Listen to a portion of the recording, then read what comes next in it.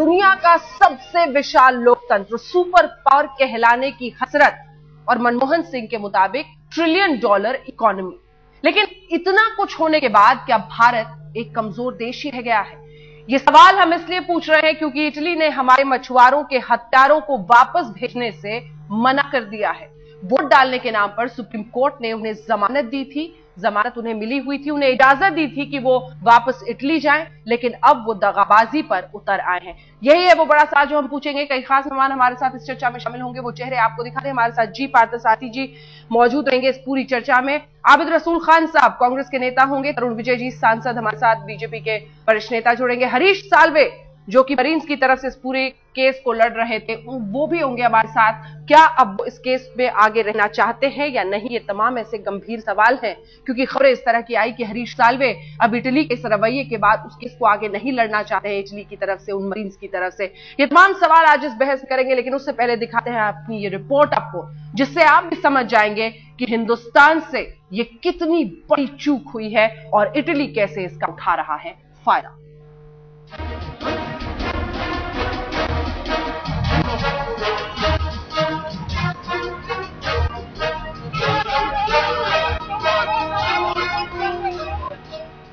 पहले 5 जवानों की शहादत की ये तस्वीर देखिए। मसूद अजहर के शहर से आए थे हत्यारे। वही मसूद अजहर जिसे वाजपेयी के विदेश मंत्री लाव लश्कर के साथ कांधार तक विदा करने गए थे। इसके बाद 2 हत्यारों की आजादी की ये तस्वीर देखिए। मछुआरों के इन हत्यारों को अदालत ने छोड़ दिया और देश देखता रहा। इन दोनों तस्वीरों की कहानी भले अलग अलग हो, लेकिन तासीर एक है और इन तस्वीरों से उपजा हुआ सवाल भी एक। क्या भारत एक कमजोर देश है? इटली की मजाल ने भारत को इतना मजबूर बना दिया है कि विदेश मंत्रालय से लेकर प्रधानमंत्री कार्यालय तक कसमसा कर रह गया है। मछुआरों के हत्यारों को वापस भेजने के नाम पर इटली ने ठेंगा दिखा दिया और ना अदालत कुछ कर सकी, ना आदमी।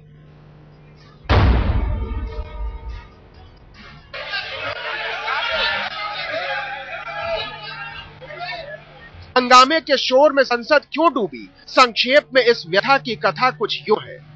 14 फरवरी 2012 को केरल के पास भारत की समुद्री सीमा से एक जहाज गुजर रहा था। उस जहाज के 2 नाविकों ने पास में मछली मार रहे एक नाव की तरफ गोली चलाई। इस गोलीबारी में 2 मछुआरों की मौत हो गई। मासेमेलानो और जिरोन को गिरफ्तार कर लिया गया। हत्या का मुकदमा शुरू हुआ। यहां तक तो सब ठीक लगता है, लेकिन गड़बड़ हो गई 22 फरवरी को। सुप्रीम कोर्ट ने इटली के चुनाव में वोट देने के नाम पर दोनों को जमानत दे दी, वो भी 4 हफ्ते के लिए। लेकिन 3 हफ्ते की मौज के बाद इटली ने कहा हम हत्यारों को नहीं भेजेंगे।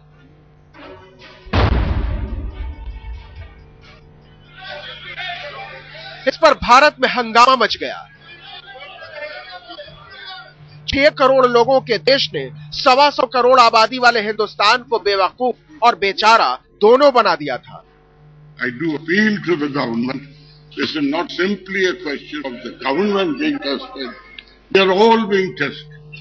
The country is being tested here, and we are being tested in the eyes of the international community as to where India stands on issues of protection to its own citizens. Let the government rise to the occasion. अदालत की मारी, सरकार बेचारी। मछुआरों के हत्यारे Christmas का cake काटने के लिए भी इटली गए थे, पर लौट आए थे, लेकिन वोट डालने गए तो वही के होकर रह गए। That now a time has come after these 3 experiences that when you deal with the Romans, we deal as Romans would deal. And therefore, to say that we are now bound by conventions of diplomacy, etc., when they have broken every rule of diplomacy, it's a time for the government of India to act. इस महादेश के महानुभावों को मूर्ख बनाकर उड़ गए रोम के हत्यारे और हम कुछ नहीं कर सके।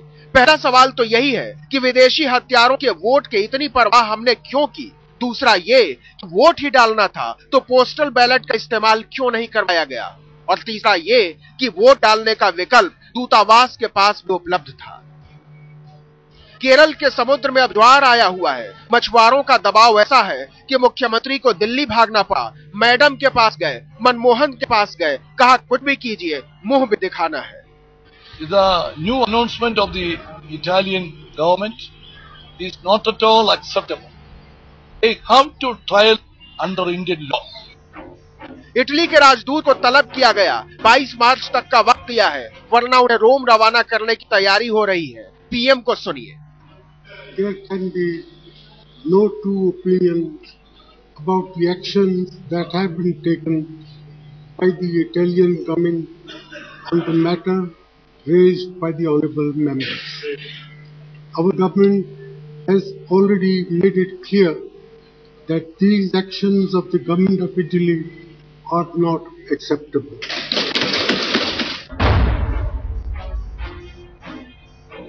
अब पीएम कुछ भी कहें और सरकार कुछ भी करे, लेकिन दुनिया के सबसे विशाल लोकतंत्र के तौर पर इटली ने हमारी हैसियत तो हवा में उड़ा ही दी है। शमशेर सिंह के साथ अमिताभ सिन्हा, दिल्ली, आज तक। एक ऐसे किरदार जो इस पूरे मामले में बहुत करीब से जुड़े हुए हैं, वो हमारे साथ सबसे पहले जुड़ गए हैं। हरीश साहब जी, बहुत बहुत स्वागत आपका आज तक पर। मेरा पहला सवाल आपसे यही सर कि ये जानकारी दी जा रही है कई सूत्रों से हवाले से कि आपने ये तय किया है कि अब आप मरीन्स की तरफ से काउंसिल नहीं रहेंगे, क्या ये सच है? मैं इटालियन सरकार की तरफ से पेश हो रहा था और मैंने आज सुबह एक प्रेस स्टेटमेंट इशू की है कि सबसे पहले मैं भारत का नागरिक हूं और सुप्रीम कोर्ट का वकील हूं। हमारे देश की तरफ और एज सुप्रीम कोर्ट लॉयर मेरा जो सुप्रीम कोर्ट की तरफ जो मेरी ड्यूटी बनती है, ये उसके साथ एक विश्वासघात हुआ है और मैं इनके अब पेश नहीं हूं। जी, ये स्टैंड आपने इसलिए लिया है क्योंकि कहीं ना कहीं सुप्रीम कोर्ट की साख दांव पर है इस पूरे मामले में। हरीश जी, पूरा देश इस वक्त जानना चाहता है कि क्या ये सरकार अगर चाहती और अपने केस को पुख्ता तौर पर सामने रखती, जिसमें ऐसी चीजें कही जाती कि अगर उन्हें वोट ही डालना है तो वो हिंदुस्तान से भी डाल सकते हैं, इस तरह का प्रोविजन था इटली की सरकार की तरफ से, क्या भारत सरकार चाहती तो रोक सकती थी? देखिए, अगर तो भारत सरकार अपोज करती तो कोर्ट का शायद रुख कुछ और होता। दूसरी बात यह, भारत सरकार ने इसलिए अपोज नहीं किया क्योंकि इटली के तरफ से उनके राजदूत ने हलफनामा फाइल किया सुप्रीम कोर्ट में कि इटालियन कानून में ऐसा प्रोविजन नहीं है। देखिए, आज दिक्कत क्या है, जो केरला की ट्रायल थी वो तो क्वॉश हो गई। दिल्ली में अभी तक कोई कोर्ट या दूसरा कोई यूनियन कोर्ट कॉन्स्टिट्यूट नहीं हुआ, इन्वेस्टिगेशन भी क्वॉश हो गया है। तो वो एक इस लीगल स्टेटस में इटालियन कानून के तहत उनका वोट नहीं बनता। अब उस वक्त भारत सरकार अगर आके ये कहती कि हमको भरोसा नहीं इटालियंस पे, तो बात और थी, पर वो ऐसा कहने के लिए उनको कोई मेरे ख्याल से कारण नहीं था, क्योंकि पहली बार जब केरला में थे वो, जब केस सुप्रीम कोर्ट में पेंडिंग था, तभी भी उन्होंने क्रिसमस के लिए जाने के लिए छूट मांगी और भारत सरकार ने उन पर भरोसा किया। देखिए, अब हमारा वो एक मित्र दोस्त है, या हमको ऐसा लगता था कि हमारा मित्र दोस्त है वो, और जबान जब दे रहा है एक सॉवरेन नेशन की तरफ से, जब एक अंडरटेकिंग फाइल की जा रही है, और ये मैंने मेरे प्रेस स्टेटमेंट में भी कहा है कि ये अंडरटेकिंग जो फाइल की थी, तो ये उस वक्त के रोम के ऑफिस से, उस वक्त के उनके प्रधानमंत्री के दफ्तर में सबने देखी थी जी। और सब इसके साथ सहमत थे, तब वो एम्बेसडर ने फाइल की। तो इस पे अगर हमने भरोसा किया तो यह हमारी बेवकूफी नहीं है, यह उनकी चालाकी है। और मेरे ख्याल से उस वक्त भी उनका इंटेंशन था वापस आने का, वहां शायद सरकार बदल गई तो नियत बदल नहीं। लेकिन हरीश जी, ये अपने आप में क्या बहुत अजीब नहीं लगता है कि ऐसे दो शख्स जिन पर कत्ल का आरोप है, हत्या का आरोप है, जिसको भारत सरकार कंटेस्ट कर रही है कि नहीं इंटरनेशनल कोर्ट में मत ले जाइए मामला, चूंकि हमारे मरीज मारे गए हैं, हमारे मछुआरे माफ कीजिएगा मारे गए हैं, उनको आप पहले क्रिसमस मनाने के लिए जाने देते हैं, फिर आप जो शख्स उनकी तरफ से एफिडेविट दे रहा है उसको डिप्लोमेटिक इम्यूनिटी मिली हुई है, हम उसकी बात पर विश्वास रख के एक बार फिर उसे वोट डालने के लिए जाने देते हैं, वो भी 4 सप्ताह के लिए। क्या आपको नहीं लगता है कि अपने आप में बहुत बड़ी चूक हुई इटली की नीयत को समझने में, या एक ऐसे देश को जो पहले से कह रहा था कि नहीं हम चाहते हैं कि इंटरनेशनल कोर्ट में हो या फिर भारत सरकार में, कम से कम भारत में उनकी सुनवाई ना हो? नहीं, ये गलत है, क्योंकि इटालियन सरकार ने जब केस फाइल किया, देखिए डिप्लोमेटिक इम्यूनिटी सबसे पहले सरकार को होती है, फिर दूतावास को। तो सरकार इटालियन सरकार कह सकती थी कि भाई हमको इंडियन कोर्ट से, इंडियन कचहरी से कुछ लेना देना नहीं है, अब इंटरनेशनल कोर्ट ऑफ जस्टिस में जा रहे हैं, या वो जो United Nations convention on law seas है उसकी ट्राइब्यूनल में जा रहे हैं। पहले दिन कहते, उन्होंने रिट पिटीशन फाइल की सुप्रीम कोर्ट में, मैं पेश हुआ उनके तरफ से। उस वक्त उन्होंने कहा कि हमको आपके सुप्रीम कोर्ट पे पूरा भरोसा है।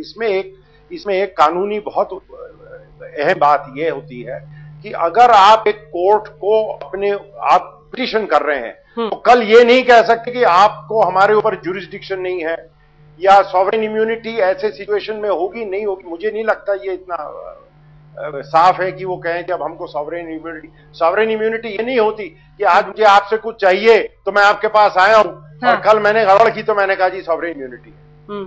अब कानूनी ऑप्शंस क्या है हिंदुस्तान के पास? अब हम क्या कर सकते हैं? दो तीन, एक तो डिप्लोमेटिक ऑप्शंस बहुत हैं और आज अगर डिप्लोमेटिक टाइज को हम सीरियसली रेज करें, जैसे आज पार्लियामेंट में भी, लोकसभा में, राज्यसभा में लोगों ने इसरार किया और एक मत होकर सबने कहा है, अगर सरकार कहे कि अगर ये तुम्हारा रवैया रहा तो हम सब कमर्शियल टाइज तोड़ देंगे। तो आज मेरे ख्याल से इटली की जो इकोनॉमिक कंडीशन है उनको हमारी ज्यादा जरूरत है बनस्बत हमको। तो ये एक ऑप्शन है और भी बहुत डिप्लोमेटिक ऑप्शन है। कोर्ट में भी गवर्नमेंट अगर कंटेम्प्ट में जाएगी तो ये एक बहुत, आज जेटली साहब ने इसका जिक्र किया था पार्लियामेंट में कि ये वियना कन्वेंशन, एक जब आपने अंडरटेकिंग दिया कोर्ट को तो फिर वियना कन्वेंशन लगेगा कि नहीं लगेगा ये सुप्रीम कोर्ट देखेगा, क्योंकि सुप्रीम कोर्ट के कॉन्स्टिट्यूशनल पावर्स कंटेम्प्ट के मामले। तो ये बहुत गंभीर मामला और ये बहुत, मुझे पर्सनली बहुत दुख हुआ कि एक सरकार पे भरोसा करके, जब इस तरीके से सुप्रीम कोर्ट ने इतना भरोसा किया है एक सरकार के ऊपर, भारत सरकार ने भरोसा किया है, ये ऐसा लगता नहीं कि ऐसे बड़े देश इस तरीके से बिहेव करें। आबिद रसूल खान साहब हमारे साथ जुड़े हुए हैं। आबिद रसूल खान साहब और जी पार्थसारथी साहब। खान साहब, मैं सबसे पहले आपके पास आना चाहूंगी। हरीश साल्वे साहब कह रहे हैं जिस तरह की परिस्थितियां उभरी की हैं उनकी वजह से वो भी इटली सरकार की तरफ से काउंसिल अब रहना पसंद है। ये किस तरह की परिस्थितियों में आप लोगों ने ठीक से कंटेस्ट ही नहीं किया? वो यहां से भी पोस्टल बैलेट से वोट डाल सकते थे। इस तरह की बात आप लोगों की तरफ से, भारत सरकार की तरफ से रखी ही नहीं गई दलील में। पहली चीज तो यह है अंजना जी कि जैसा हरीश साल्वे साहब बता रहे थे, पोस्टल बैलेट का कोई प्रोविजन उनके लॉ में नहीं है। और दूसरी चीज यह है कि यह एक सुप्रीम कोर्ट का और हाई कोर्ट का ऑर्डर है जिसके तहत उनको छोड़ा गया था। तो सुप्रीम कोर्ट के ऑर्डर पे हम चर्चा करना ठीक नहीं है, क्योंकि एक उसकी एस्पेक्ट और उसके जो फाइंडिंग्स रहते हैं वो एक बिल्कुल इज्जत के हिसाब से हमें इस बार के चुनावों में इस तरह की इजाजत दी गई थी सर कि जो लोग दूसरे देशों में किसी इंटरनेशनल जो आर्मी ऑफिसर्स हैं, पुलिस ऑफिसर्स हैं जो सर्व कर रहे हैं, वो पोस्टल बैलेट से डाल सकते हैं। इस पर तो 2 दिनों से चर्चा हो रही है। इस तरह की इजाजत दी मालूम है, जहां तक मैं उनका लॉ स्टडी करा हूं आपके प्रोग्राम में आने से पहले, और जहां तक मैं न्यूज रिपोर्ट स्टडी करा हूं, इस मौके पे उनके पास ऐसी इजाजत नहीं थी, क्योंकि यह लॉ कोई पर्टिकुलर कोर्ट में नहीं था और कोई कोर्ट में केस चल नहीं रहा था। तो इस तरीके से एक एम्बिग्विटी में था ये केस। तो ये एम्बिग्विटी में उनको इजाजत नहीं दी जाती। इसी एम्बिग्विटी का डालना पड़ा। ठीक है, आपने अपनी बात कह दी। इसी एम्बिग्विटी का पार्थसारथी साहब फायदा उठाया इटली ने और आज वो मुस्कुरा रहे हैं। फायदा देखिए, यहाँ पे एक मुल्क का सवाल है। एक मुल्क अपनी गवर्नमेंट की तरफ से अंडरटेकिंग देता है और वो अंडरटेकिंग कोर्ट से एक्सेप्ट होती है। और यहाँ पे मैं दूसरी चीज आपको ये बताना चाहता हूँ कि जब 11 मार्च को उन्होंने बताया कि हम नहीं आएंगे, उस दिन से हमारी गवर्नमेंट इसको बड़ी गंभीरता से देख रही है और प्राइम मिनिस्टर आज हाउस में स्टेटमेंट भी दिए हैं। और हम हर चीज ऐसी करेंगे कि वापस उनको लाने, और उनको मोहल्लत 22 मार्च तक है। कोर्ट का जो ऑर्डर है अभी 22 मार्च तक है। और मुझे यकीन है कि इसके अंदर वो वापस यहाँ पे ला लिए जाएंगे। तो इतना जो इस पे जो जवाब यकीन है कि कुछ ना कुछ दौरान हो जाएगा। लेकिन जो हुआ जिस तरह से इटली ने आंखें तरेरी है या फिर जो हुआ ये हुआ, इसमें इटाली सर कुछ अन्य मेहमान भी हैं, उनसे उनकी भी बात सुन लीजिए प्लीज। देखिए, पहले गलती हुई केरला में कि हमने इजाजत दिया है क्रिसमस को जाने के लिए। फर्ज करो एक दोषी होता यहाँ पाकिस्तान या बांग्लादेश से, क्या हम उसे ईद के लिए वापस जाने की इजाजत देते? और अगर कोई श्रीलंका और थाईलैंड से होता तो बुद्ध पूर्णिमा के लिए उन्हें इजाजत देते। इटली और पाकिस्तान में फर्क नहीं है। नहीं, बिल्कुल अंतरराष्ट्रीय स्तर पे सब सामान्य है। जहां तक कानून है, कानून के नजर में सब सामान्य है। तो और ये पहली बार नहीं है। अर्जेंटीना में जब कटरोची का केस चला तो कोर्ट ने खुद कहा that the CBI did not come properly prepared. फिर उससे पहले एई सर्विसेज जिसके जरिए कटोची ने पैसा लिया था फ्रॉम बोफोर्स, उस इंटरपोल ने हमें इंफॉर्मेशन दी थी, and the law ministry without consulting CBI says drop the case. और उसको तो आपने बहुत करीब से देखा था। देखिए, मैं जानता हूं कि वो एक ऐसे केस है जहां राजीव गांधी बिल्कुल निर्दोष थे। मुझे सीबीआई डायरेक्टर ने खुद कहा, और बेचारे उनका नाम हुआ बदनाम हुआ कटोची जैसे लोगों के कारण। और अब यही चल रहा है कि आप इनको कहते हैं कि आप हाँ क्रिसमस मनाइए। अरे भाई, आपके मृत्यु दंड के लिए केस चल रहा है और आप कह रहे हो अपने वापस देश जाओ। तरुण विजय जी भी बीजेपी का पक्ष रखने के लिए हमारे साथ जुड़ गए। तरुण विजय जी, कांग्रेस पार्टी का यह कहना है कि मित्र देश है, हम तो विश्वास पर कहते हैं, उनके एम्बेसडर ने एफिडेविट दिया था, फिर ऐसे में ना भरोसा करने की कोई वजह ना थी, क्या कहेंगे आप? कांग्रेस के लिए मित्रता की परिभाषा क्या है? इटली का कोई माफिया हो वो भी इनका मित्र हो जाएगा क्योंकि सिर्फ वो इटली से है? इटली ने किस काम में हमें सहयोग दिया? ना हेलीकॉप्टर के रिश्वतखोरी के मामले में उसने कोई सूचना देने का हमको सहयोग दिया, और अब ये मामला हुआ तो उसने विश्वासघात किया। इटली की सरकार और उसके राजदूत ने सुप्रीम कोर्ट में अपना एफिडेविट दिया था कि हम इस आदमी को वापस लेंगे, इन दोनों को। सवाल उठता है कि क्या हिंदुस्तान की सरकार किसी भारतीय अपराधी को ईद, होली या दिवाली या क्रिसमस पर अपने घर जाने की छूट देती है? क्या उसको वोट डालने के लिए वो जेल से बाहर निकाल के उसको घर अपने प्रदेश में 1 महीने के लिए भेजती है? जबकि इटली के हर आदमी को विदेश में रहते हुए भी वहां वोट देने का अधिकार है। तो ये 2 नागरिक जो अपराधी थे, हत्या के अपराधी थे, इनके ऊपर क्या ऐसे सुरखाब के पड़ लग गए थे कि भारत सरकार ने उनको 1 महीने के लिए इटली जाने के लिए इजाजत देने में शरीक हो गई? और जब इटली के राजदूत ने एक शपथ पत्र देकर कहा कि वो उनको वापस लाएंगे और नहीं दिया है, तो इस राजदूत से तमाम ये डिप्लोमेटिक इम्यूनिटी वापस लेकर उस पर कार्रवाई करनी चाहिए, उस पर मुकदमा चलना चाहिए, जरूरत पड़े तो उसे भी गिरफ्तार करने में संकोच नहीं करना चाहिए। इटली ने शत्रु देश के नाते व्यवहार किया है, मित्र देश के नाते व्यवहार नहीं किया है। तो उसे मित्र मान रहे हैं, उन्हें शत्रु मित्र की परिभाषा की समझ नहीं है। आबिद साहब, एक सिंपल से सवाल का आप जवाब दीजिए। हत्यारों की वोट की इतनी चिंता इस सरकार को क्यों है? नहीं, हथियारों की वोट की चिंता बिल्कुल नहीं है। यहाँ पे बात को ट्विस्ट की जा रही है हमारे तरुण जी के थ्रू कि भाई ये गवर्नमेंट दी है परमिशन। मैं इसको बताना चाहता हूं कि हुकूमत कहीं परमिशन नहीं दी, permission court, supreme court of India ने दिया है। और जो विरोध नहीं करे बोलकर आप जो बता रहे हैं, मैं इस पे भी ये बताना चाहता हूं कि हमारे जो गवर्नमेंट के प्लीडर थे, इन्होंने विरोध किया था। विरोध करने पे ही हरीश साल्वे जी वहां पे अपीयर होकर सुप्रीम कोर्ट को एक अंडरटेकिंग दी थी और अंडरटेकिंग के बेसिस पे परमिशन दिया गया था। और जो तरुण जी बता रहे हैं कि माफिया को देंगे, मैं उनको याद दिलाना चाहूंगा कि आपने जो करा था खंडार में, जो ले आकर आज टेररिस्ट को छोड़े थे, उसका आज नतीजा हम देख रहे हैं कि आज कश्मीर में टेररिस्ट के घुसकर आ रहे हैं। तो आप अपने गलती को सामने रखने के लिए वक्त, मुल्क के ऊपर जब वक्त आता है, जब सब मिलकर करना है, वहां पे भी विरोध करना बिल्कुल गलत बात है। यहाँ पे एक सवाल ये है कि इटाली अपनी इज्जत खोया है, भारत अपनी इज्जत नहीं खोया। उदाहरण देके आपने मान लिया कि आपकी भी गलती है। हम विरोध किए थे, हमारी गवर्नमेंट विरोध की थी कि इनको जाना नहीं चाहिए। जब कोर्ट का आदेश होता है तो आपको और हमको मानना पड़ता है इस पे। अगर हम कोर्ट पे सवाल या निशान लगाने लगेंगे तो फिर हमारी नहीं, आपकी नियत आबिद साहब बहुत पहले से तय थी ना। नहीं, आपकी नियत तो तय थी। केरल सरकार ने मना किया, फिर भी आपने उनको दिल्ली मूव किया, दोनों मरीन्स को, जो कि हत्यारे हैं भारत के नजरिए। इटालियन एम्बेसी में उनको रहने की इजाजत दी गई। हत्यारों के साथ इतना स्पेशल ट्रीटमेंट की जरूरत क्या थी आबिद साहब? उनके क्रिसमस की चिंता आपको, उनके वोटिंग की चिंता आपको, ऐसा कुछ हिंदुस्तानियों के लिए नहीं होता, कैदी होते हैं। नहीं अंजना जी, हमको कोई उनके साथ कोई चिंता नहीं है और कोई लगाव नहीं है। 20 दिसंबर को केरला हाईकोर्ट ने उन्हें परमिशन दिया था, वहां भी हमारी केरला गवर्नमेंट के जो स्टैंडिंग काउंसिल है विरोध किए थे। मगर जब परमिशन कोर्ट का दिया जाता है तो उससे हम आप दूसरा रुख ले नहीं सकते। और सुप्रीम कोर्ट जब परमिशन दिया, हम ले ले सकते हैं कि और एक हम नहीं छोड़ेंगे बोल नहीं बता सकते। इतना तो सोचना चाहिए। और दूसरी चीज ये है कि गवर्नमेंट हमारे हर कदम सवाल पूछना चाहता हूं, एक छोटा सा सवाल चाहता हूं। आपने बड़ी अच्छी बातें, तरुण जी एक सवाल पूछना चाह रहे हैं आपसे, फिर पार्थसारथी साहब के पास आएंगे। तरुण जी पूछिए। आपकी सरकार ने जो बात सारी दुनिया को मालूम थी वो सुप्रीम कोर्ट के सामने क्यों नहीं रखी कि इटली का नागरिक अगर विदेश में है तो विदेश में रहते हुए भी वो वोट दे सकता है और 1 दिन के वोट के लिए 1 महीना नहीं जाना चाहिए? ये भी बात आपने नहीं रखी। क्या आपने सुप्रीम कोर्ट को बताया कि इटली का नागरिक यहां से भी वोट दे सकता है सर, इसलिए इसको इटली जाने की जरूरत नहीं है? पोस्टल बैलेट एम्बेसी के थ्रू। मैं मेरे सामने कोर्ट के पेपर्स हैं और मैं पढ़ा हूं। इसमें हमने बताया है और इसके बेसिस पे हरीश साल्वे जी आर्गुमेंट करे थे कि वहां पे क्योंकि कोर्ट अब एक स्पेशल कोर्ट कायम नहीं हुआ है और इस लॉ के तहत इनको जाना जरूरी है। और अभी कुछ देर पहले आपके प्रोग्राम पे हरीश साल्वे जी ये बताए हैं, आप सुने या नहीं सुने मुझे पता नहीं है, मगर हमारा पूरा विरोध था। आप इस पर गलत इल्जाम लगाए हमारे हुकूमत पे।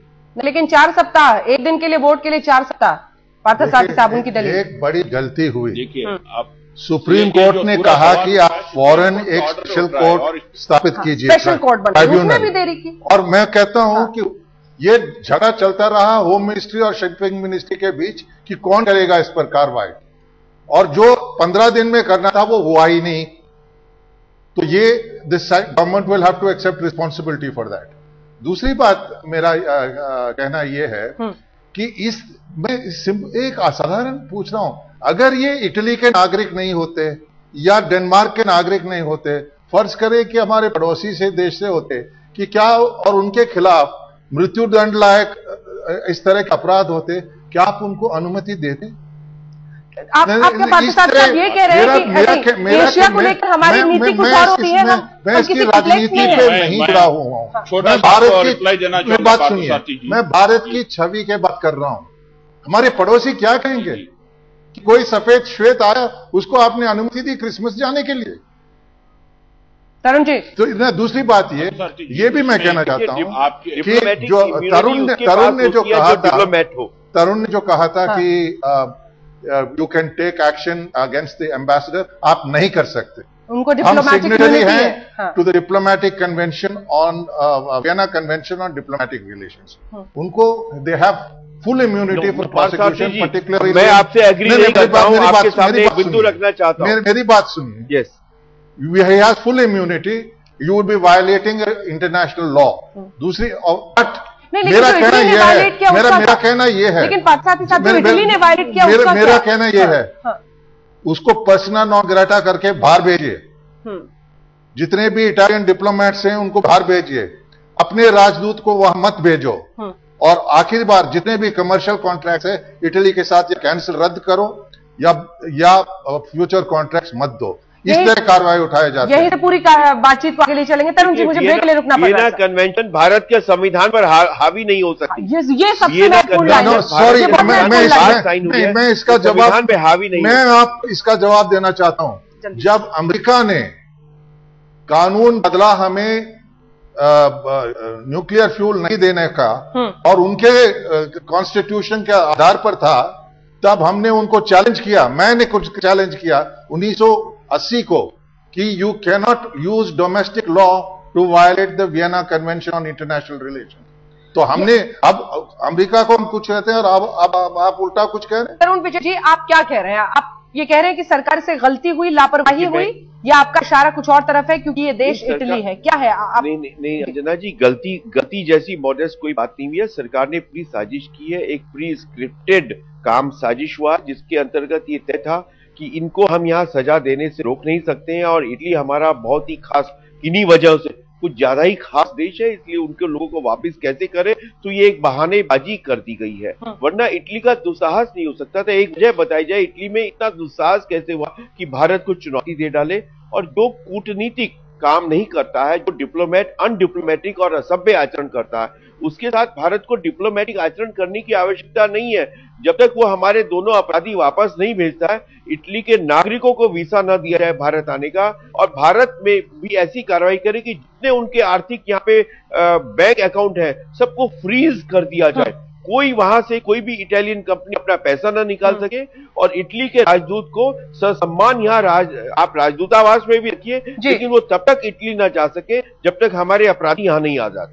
अमित साहब, तरुण जी की सवाल का जवाब, उनका कहना है स्पेशल ट्रीटमेंट देते हैं आप उस देश को, आपकी सरकार? जी, तरुण जी कुछ ज्यादा ही आगे बढ़कर बता रहे हैं कि कुछ ऐसा कर देंगे, वैसा कर देंगे और इस तरीके से कर देंगे। मैं आपको बताना चाहता हूं कि आज जो इटली किया है, एक अपने लोकल वहां पे पॉलिटिकल फायदे के लिए जो स्टेटमेंट दिया है, मगर जब भारत की जब आवाज उठी है और भारत के जब आज प्राइम मिनिस्टर जी चुनौती उनको दिए हैं, उसके बाद मुझे पूरा यकीन है कि आने वाले 22 तारीख के अंदर वो दोनों मेराइन्स को वापस इंडिया में भेज देंगे। हम अपने आप को कमजोर बताने के लिए हम अपने पहले आप को भी पहले तो से यकीन की कमजोर ही वजह से आपने जाने दिया था रसूल साहब, लेकिन अब तो सवाल ये है कि देश आप पर कैसे बार यकीन बार करे? अंजना जी आप बार आप ये बता रहे हैं हम जाने दिया, मैं और बार बार आपको ये बता रहा हूं कि ये सुप्रीम कोर्ट का ऑर्डर है जिसको हम एक्सेप्ट करना लेकिन चाहिए। आपकी सरकार कंटेस्ट कर सकती थी, आपकी सरकार जिस तरह से सुप्रीम कोर्ट में कंटेस्ट कर सकती थी, बिल्कुल कंटेम्प्ट करेगी अंजना जी। कंटेस्ट नहीं अंजना किया, जी पोस्टल बैलेट की बात नहीं रखी, 4 सप्ताह की जरूरत क्यों है, इस पर आपने पुरजोर तरीके से बात नहीं करी, तभी तो सुप्रीम कोर्ट ने जाने दिया। 22 मार्च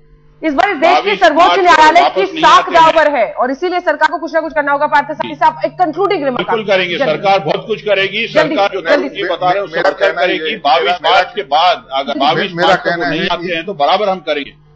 इनके प्रति सरकार ने जरा ज्यादा ही डील दी है। मैं तरुण विजय जी से सहमत नहीं हूं कि आप इसराइल के इटली के एम्बेसडर को यहाँ बंद कर सकते हैं। मेरा कहना यह है उपयुक्त कूटनीतिक कार्रवाई कीजिए अगर इन्होंने कुछ किया नहीं, और मेरी राय है कि जो नई सरकार बनी है इटली में वो कतई हमारी और यकीन के नाम पे मत इस मामले को पूरे लटकाइए, क्योंकि यकीन पर ही आपने छोड़ा था, देश ने देखा क्या हाल हुआ। मैं कहता हूं अगर इनके खिलाफ इटली के खिलाफ वक्त हमें इतनी की इजाजत देता है, अब देखते रहिए।